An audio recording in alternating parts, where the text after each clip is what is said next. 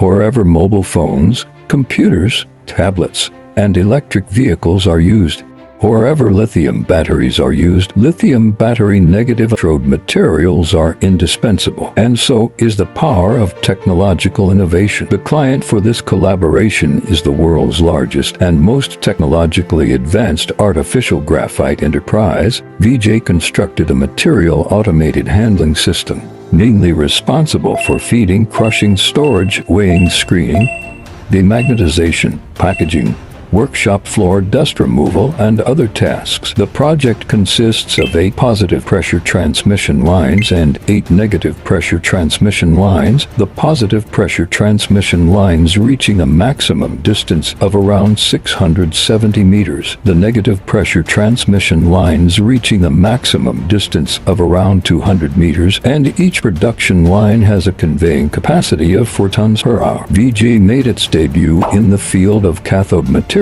applying long-distance positive pressure conveying for the first time in this field, effectively resolving the customer's concerns about workshop dust, with our integrated workshop floor dust removal system also providing significant assistance in cleaning various areas of the workshop. The project reduces production costs, reduces operating expenses, and improves production efficiency.